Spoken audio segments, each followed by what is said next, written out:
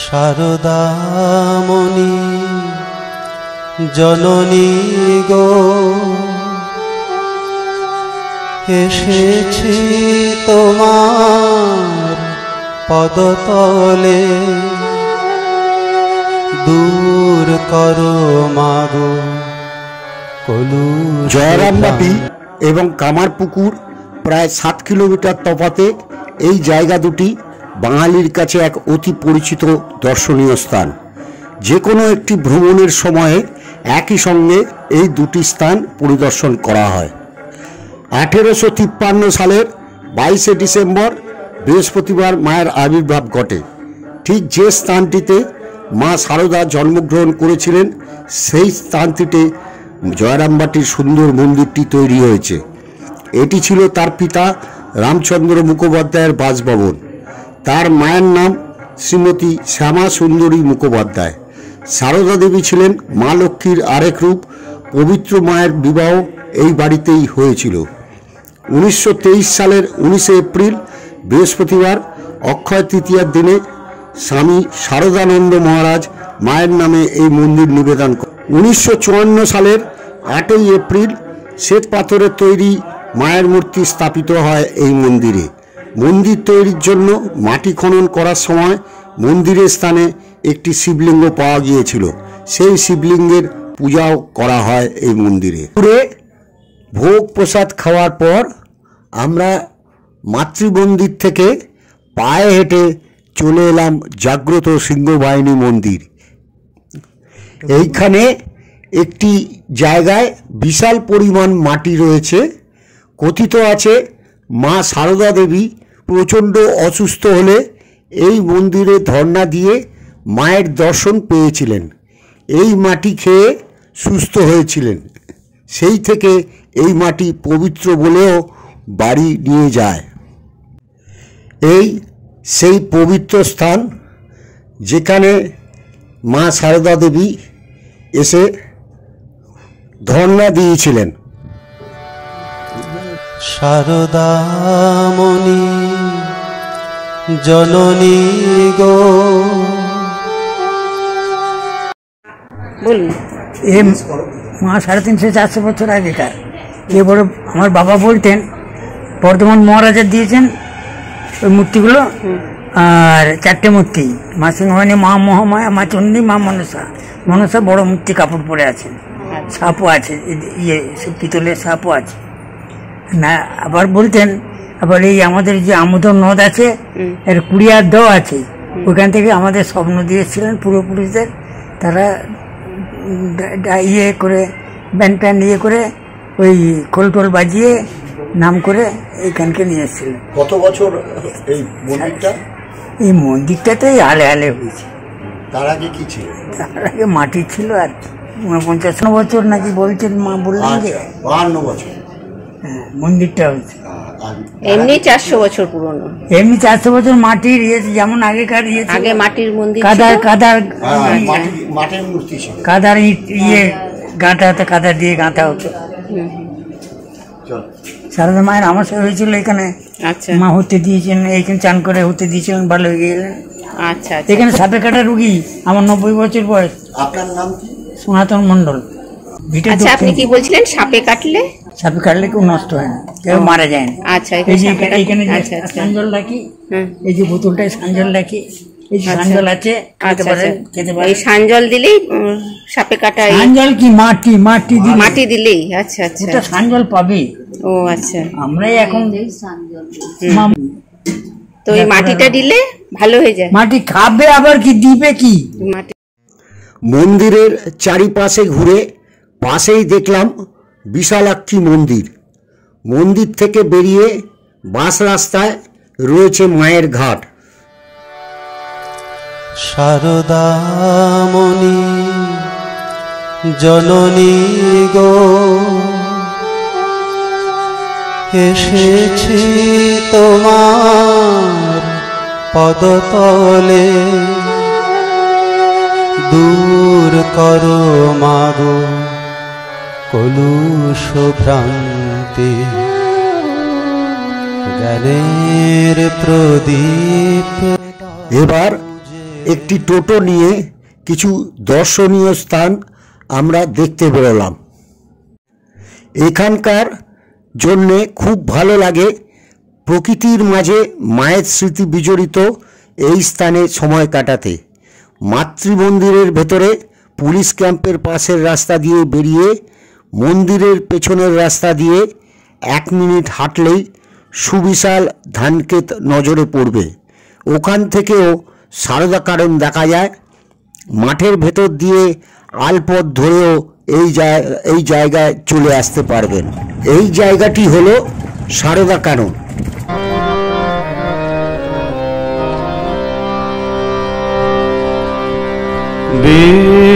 বিশ্বজননী সে যে ভিখারিণী, জগতে তারিতে এলে মায়াবার। বিশ্বজননী সে যে ভিখারিণী, জগতে তারিতে এলে মায়াবার। আদশপতি দৈন মূরতি, আদশপতি দৈন মূরতি, পেরিয়ে চিনিবে হেন সাধকার। আদশপতি দৈন মূরতি।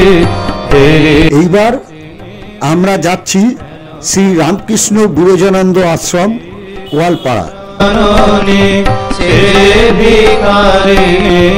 জগতে তারিতে মায়াবার।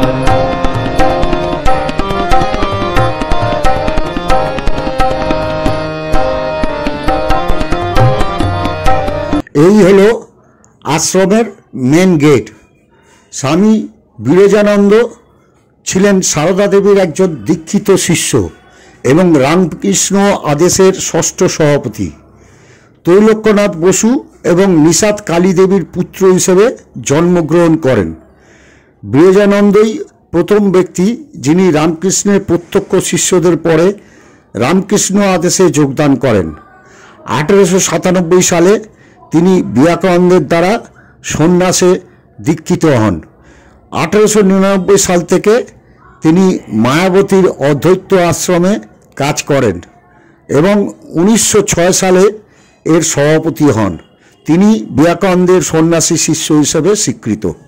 এই ঘরটিতে স্বামী বিরজানন্দ ছিলেন। উনার ব্যবহৃত জিনিসপত্র সুন্দর করে সাজানো আছে। মনে মনোলোভা স্নেহের পাথার, আঁখি পঙ্কজে সতত। এবার আমরা চলে এসেছি শ্রী শ্রী মা সারদা দেবীর স্মৃতিপুত অন্যান্য স্থানের মধ্যে গোয়ালপাড়া। জয়রামবাটি ও তার চতুষ্পার্শ্বস্থ যে সকল গ্রামের সহিত শ্রী শ্রী মায়ের পবিত্র স্মৃতি বিশেষভাবে জড়িত, তাদের মধ্যে গোয়ালপাড়া অন্যতম। বিষ্ণুপুরের পথে কলিকাতা যাতায়াতের সময় 1300 সাল থেকে 1326 সাল পর্যন্ত শ্রী শ্রী মা পালকি হইতে গো গাড়িতে যানবাহন বদল করার জন্য প্রায়ই গোয়ালপাড়ায় বিশ্রাম করিতেন।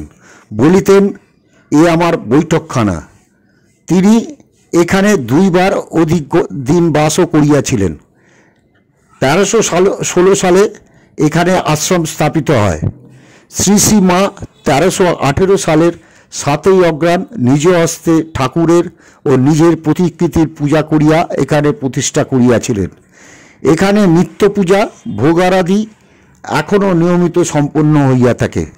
বর্তমানে এই আশ্রমটি জয়রামবাটি মাতৃমন্দিরের অধীনে পরিচালিত হইতেছে। এই প্রাঙ্গণে একটি গাছ দেখতে পেলাম যেখানে লেখা আছে, শ্রী শ্রী মায়ের খাওয়া আমের আটি হইতে এই গাছটি হইয়াছে। এই আশ্রমে ভোগ খেতে হলে আগের দিন মহারাজকে ফোন করে জানাতে হবে। নিচে ফোন নাম্বারটি দিলাম। এখন আমরা মা জগদম্বা আশ্রম গোয়ালপাড়ায় চলে এসেছি। গোয়ালপাড়া আশ্রমের অদূরে গ্রামের পূর্ব প্রান্তে শ্রী শ্রী মার সাময়িক বসবাসের উদ্দেশ্যে বিশেষভাবে নির্মিত জগদম্বা আশ্রম নামে একটি গৃহে শ্রী শ্রী মা 3 বার অধিক দিন বাস করিয়াছিলেন। মা শারদার ছবির নিচে যে স্থানটি দেখতে পাচ্ছেন, বলা হয় মা এখানে চান করে উঠে পা ঘষতেন।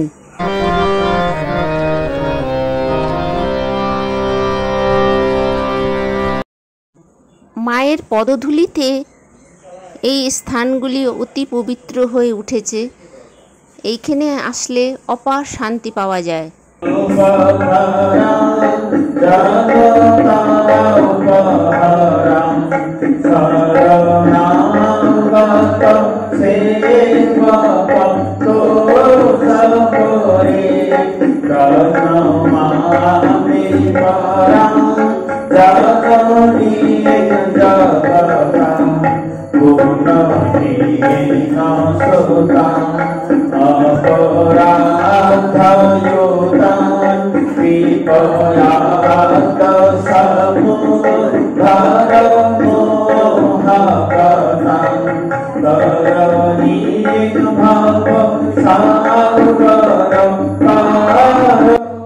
এখন আমরা যাচ্ছি নটবর গোস্বামীর মন্দিরে। কামারপুকুর থেকে 5-6 মাইল দক্ষিণ পশ্চিমে অবস্থিত এই গ্রামের নটবর গোস্বামীর বাড়িতে ঠাকুর একবার হৃদয়ের সাথে কীর্তানন্দে 7 দিন অবস্থান করেছিলেন। এত লোক তাকে দেখতে আসত যে ঠাকুরের নাইবার খাইবার সময় হতো না। কীর্তন আনন্দে ভাব বিহ্বল ঠাকুর বারবার সমাধিস্থ হতেন। আশেপাশের গ্রামে রটে গিয়েছিল দিনের মধ্যে 7 বার মরে 7 বার বাঁচে এমন মানুষ এসেছেন। এখন সেখানে বেলডিয়া রামকৃষ্ণ মিশন। শ্রী শ্রী ঠাকুরের অশেষ কৃপায় আজ আমরা ঘুরে এলাম সেখান থেকে। এইবার আমরা চলে এসেছি জয়রামবাটি থেকে 5 কিলোমিটার দূরে কামারপুকুরে ভগবান শ্রী রামকৃষ্ণের পূর্ণ আবির্ভাব ও বাল্যলীলা ক্ষেত্র কামারপুকুর। এখানে ঠাকুরের পৈতৃক বাড়ি ও তার পরিবারের রঘুবীর মন্দির, যুগী শিব মন্দির ও অন্যান্য দ্রষ্টব্য স্থানগুলি ঘুরে দেখলাম। নিজে খুঁজে দিলেন দেখা ওরে শত দোষে হয় না বাঁকা যা বলি হন তাতে রাজি আমি সাধে কি রাম কৃষ্ণ পুজি আমি সাধে কি রাম কৃষ্ণ পুজি আমি সাধে কি রাম কৃষ্ণ পুজি সে যে আমার অকুল পাথার ভব নদীর করুণ মাঝি। এরপর বাড়ি ফেরার পালা। বাড়ি আসার আগে কিনে নিলাম ঠাকুরের অত্যন্ত প্রিয় সাদা বোঁদে। এছাড়াও রয়েছে এখানকার কলাইয়ের ডালের জিলিপি, যেটি ঠাকুর খেতে খুবই পছন্দ করতেন।